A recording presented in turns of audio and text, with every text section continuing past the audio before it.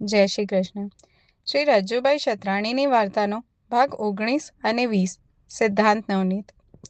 શ્રી મહાપ્રભુજીએ પિતાના શ્રાદ્ધ માટે રજ્જુને ત્યાંથી ઘી મંગાવવા 3 વખતે વૈષ્ણવને કેમ મોકલ્યા?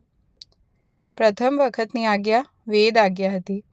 બીજા વખતની આજ્ઞા લોક આજ્ઞા હતી. ત્રીજા વખતની આજ્ઞા કુળ આજ્ઞા હતી.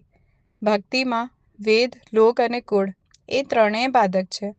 રજ્જુના હૃદયમાં નિર્ગુણ ભક્તિ માર્ગ પૂર્ણ સ્વરૂપે પ્રકટ થયો છે કે કેમ તે ચકાસવા માટે જ આપે 3 વખત આજ્ઞા કરી અને રજ્જુએ ત્રણેય આજ્ઞાઓનું ઉલ્લંઘન કર્યું.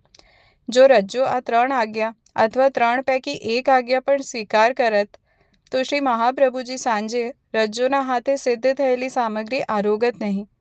કારણ રજ્જુ લોક, વેદ અને કુળનો ત્યાગ કરી ચૂક્યા. પછી જ તેમના હાથની સામગ્રી શ્રી મહાપ્રભુજી અંગીકાર કરી છે.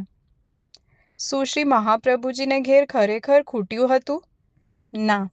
રજ્જુના હૃદયની પરીક્ષા કરવા માટે જ શ્રી મહાપ્રભુજીએ વૈષ્ણવને મોકલ્યા હતા. સારસ્વત કલ્પની રાસલીલામાં પણ રાસ માટે આવેલા વ્રજ ભક્તોને ઘેર જવા માટે પ્રભુએ જેવા ભાવથી આજ્ઞા કરી હતી તેવા જ ભાવથી અહીં રજ્જુને શ્રી મહાપ્રભુજીએ આજ્ઞા કરી હતી. જય શ્રી કૃષ્ણ.